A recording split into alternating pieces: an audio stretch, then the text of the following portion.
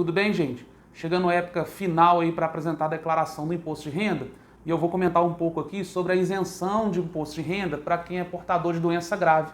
Esse é um assunto que a gente já falou mais de uma vez no nosso blog, lá no site, inclusive recentemente, mas vamos fazer esse conteúdo em vídeo também. Eu preparei aqui algumas perguntas, que são as que mais chegam, que eu acho que respondendo essas perguntas dá para ter um panorama geral, dá para ter as informações principais a respeito da isenção de imposto de renda para portador de doença grave. Gente, primeira coisa, a lei que garante a isenção de imposto de renda, ela não é nova não, já tem um tempinho que ela existe e ela traz uma relação de algumas doenças, vou dar exemplo aqui, câncer, cegueira, cardiopatia grave, doença do trabalho, doença de Parkinson, são alguns exemplos de doenças que, caso você seja portador, você terá direito à isenção do imposto de renda. Gente, a primeira pergunta que eu tinha selecionado, é comum a gente receber pessoas no escritório imaginando que essa isenção de imposto de renda vai ser para todo o imposto de renda que a pessoa paga. E na verdade não é bem isso. Essa isenção do imposto de renda ela é especificamente para aquilo que a pessoa recebe de pensão por morte, de aposentadoria.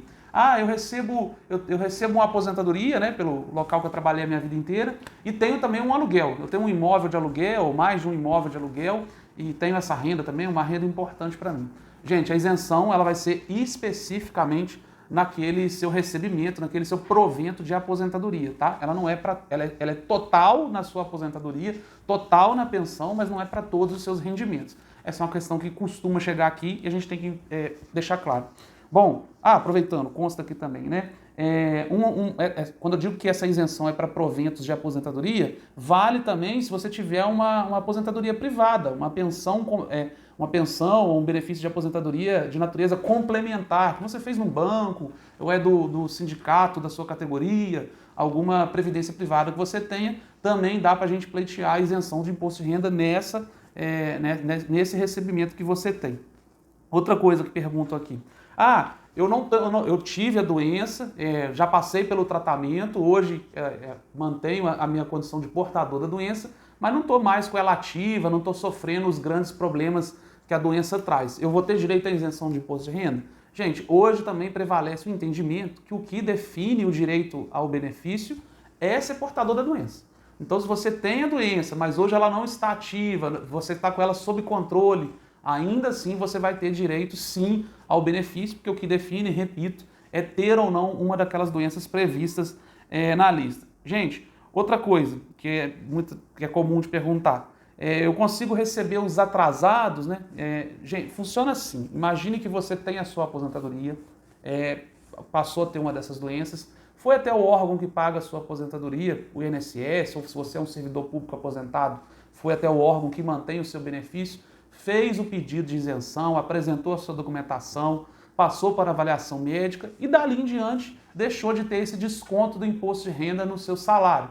Bom, como é que ficam os atrasados? Gente, na maioria das vezes, os órgãos que avaliam isso, né, onde você recebe seu benefício, não fazem o pagamento retroativo. Eles só garantem o benefício daquela data em que você fez o procedimento em diante.